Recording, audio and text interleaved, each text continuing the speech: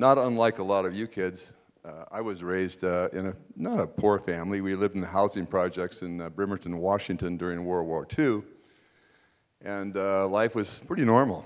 And then when I was 8, I contracted polio and spent about 8 months in the hospital. And then after that, my folks got a divorce. So I moved over to Missoula, Montana, lived with a lot of different relatives, and my grandma became kind of my mentor. Then when I was 14, I was pretty independent, totally independent. I made my own way, done unmeaningful jobs like a lot of you had, felt that I was being discriminated on, and kind of felt sorry for myself a lot. But you know, out of that, you get a lesson in life. You learn to be tough, and it prepares you. It's just like college. And for any of you that think you shouldn't go to college today, forget it, because you better. Because I'll tell you one thing about my education. It was all school of hard knocks, but I don't think you could do it today. And it caused me a lot of insecurity through my career because I had no idea where I was going to go. I didn't think about business at all. And I've never set a goal in my life. It was just about survival, and that's the way I went. But you feel inferior to people. We had 600 PhD nuclear scientists worked for in Savannah River, Georgia, largest construction job in America. I tell you, to be talking with all these people, I could never have done it when I was in my early years. But through the years, you kind of overcome not having the education, and you build your own education through the process. Of all the companies I built, I still think of my career, my life, I built my own road. I started out with my wife here, and the first section of my road was about survival. I had a $30,000 loan. We had an outhouse where we lived up here in the Rattlesnake.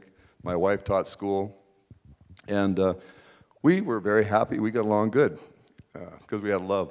After that, as I proceeded along, my road in life was just simple, survival. So it was kind of flat, going along here, doing whatever we could to pay the room and board. Now, I've had the privilege of building the largest highway in America. It's the Salt Lake Ring Road for the Olympics. We had to design and build 127 bridges. It was $2.5 billion, and we got it done on time, on budget. The first junction in my life came when they started what they called the Bug Force program. And it was funded by the Forest Service, and they had a big crash program, and so we got into that and had to expand.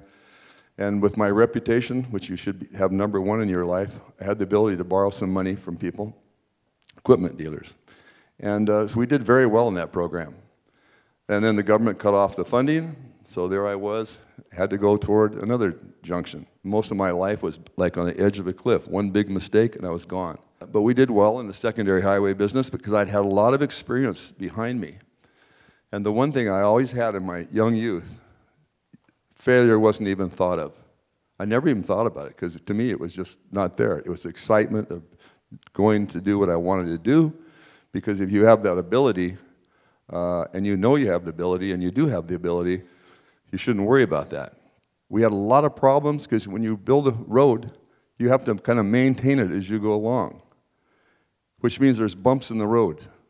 And we had a real bump in the road that took us about 2.5 years.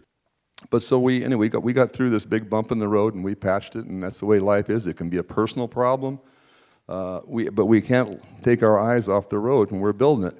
You got to get through your personal problems, whatever they may be. The opportunity came in Butte, Montana with the Anaconda Copper. It was the start of the American labor movement if you go to the Smithsonian in Washington, D.C. Major decision for me. I saw nothing but opportunity. Anyway, we took it. It was a huge gamble for us. Long term, it's worked out. After Butte came the railroad. More engines. Everything had to revolve around engines and equipment because that's all I know. That's all I want to know. I don't even know how to run a computer today. And I don't want to because I would never be any good at it. And we have enough people around me, somebody else can do it that's good. I had an idea about putting winglets on the airplanes, built an aviation company. If you live long enough, a lot of things can happen. I look back on my road, and I had a very successful career. And the companies are still going because we developed great people through great superior management. And I'm very proud of it. And at the end of the day, you reflect back in your life. It's how you built your road. And that's the true reward if you did it right, which means it doesn't have to be business. It doesn't have to be about money. It can be whatever your love is and whatever you do well.